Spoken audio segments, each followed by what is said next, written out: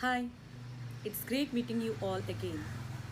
Today we are dealing with the second chapter of the first block, Flights of Freedom. Observe the picture displayed on the screen.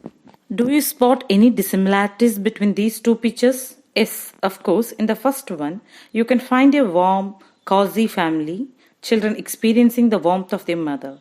And in the other, children seem to be wandering around, none to take care, other than the nature.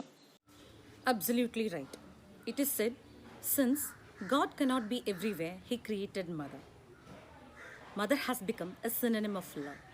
Her love is unique and unconditional.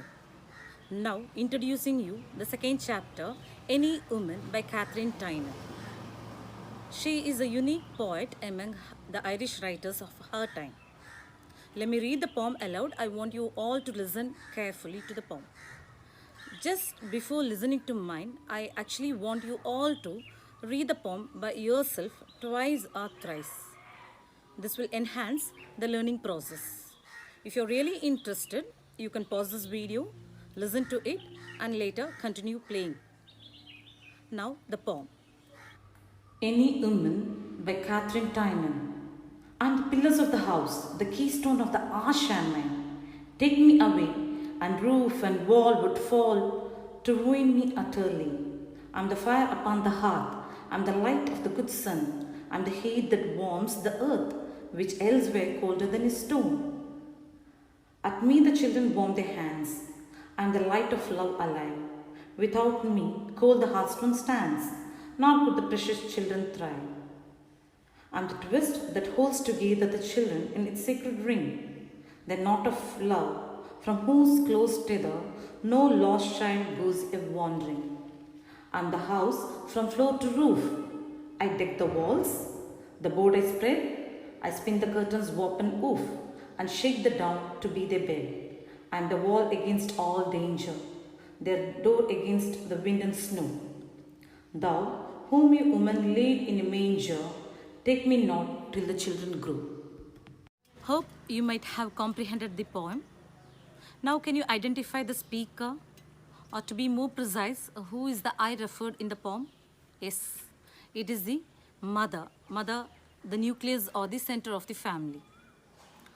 Could you identify or did you come across any poetic devices in the poem? Yes, I can guess many of you are coming up with the answers, metaphors, right? Images, in specific household images. There is a rhyme scheme too. If you exclude the first stanza, you can find rhyme scheme in the pattern A, B, C, D, C, D. Then there is actually a symbol too in the phrase wind and snow in the last stanza, and also we have an allusion to the birth of Jesus Christ.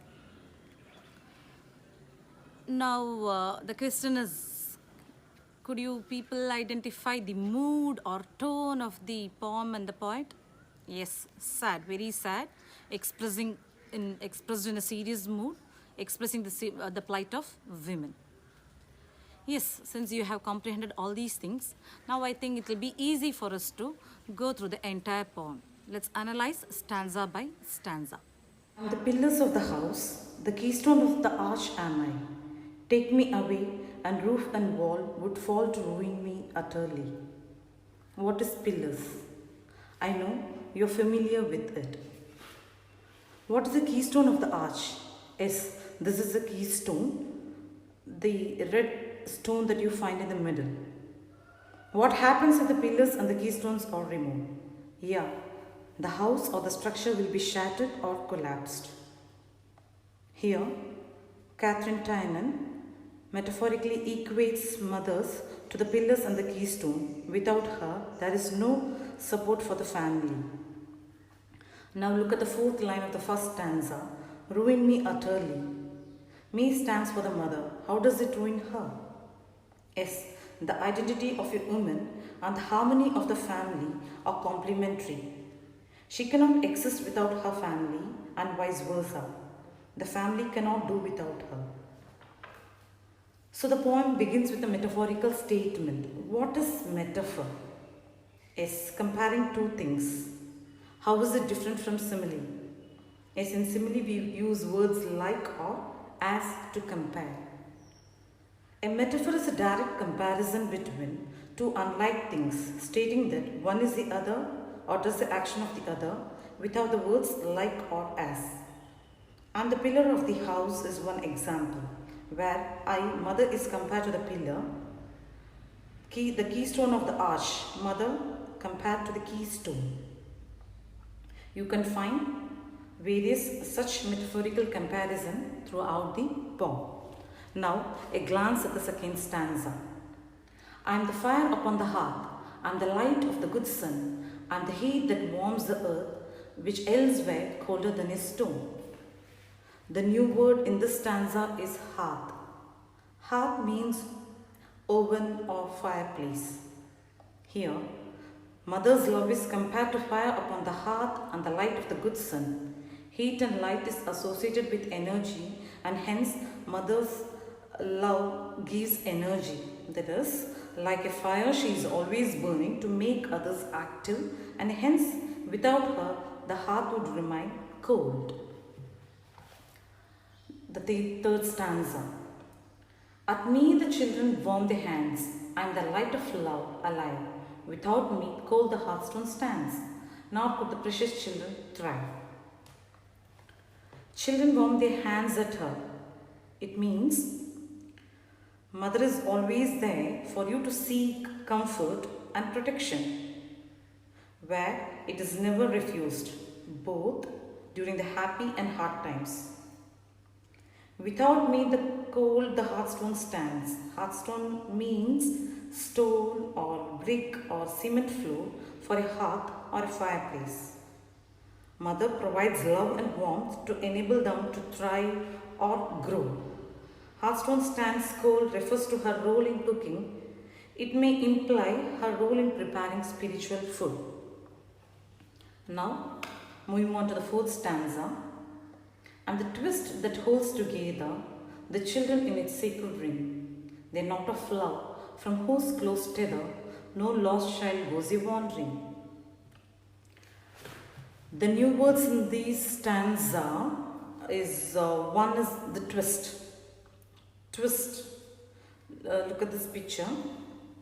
A type of thread made from two filaments twisted together. Knot. It is the tangled or intertwined rope which keeps things fixed. Then comes tether. Tether is a rope holding something in a place, letting it some free movement. Okay, you can find the cow or the goats tethered in the meadows. At one end it's fixed and the other it can move freely. Mother is identified herself to be the twist. It is her love and care that holds or retains children in the family circle. She acts herself as a tether, giving confidence to move freely without any inhibition. No child would go astray or will be lost as a wanderer. After listening to the four stanzas and analyzing stanza by stanza, you might have understood how successful Catherine Tynan is in glorifying women and showcasing her as a universal figure. Now you yourself can perceive the pivotal image of any woman in the faces of your mother, your sisters, your wife and daughters, if any. She's a unique creation and beyond any analysis. The poet has attempted presenting her ideas in a pathetic mood. And we can assert that she has been successful in doing so because every reader, after reading the poem, the poem remains in the mind as a piece of eternal morality. The poet has also successfully made use of the metaphors in showcasing women, the plight of women. I think this will do for us today, and why don't we listen to the rest of the two stanzas in the upcoming session.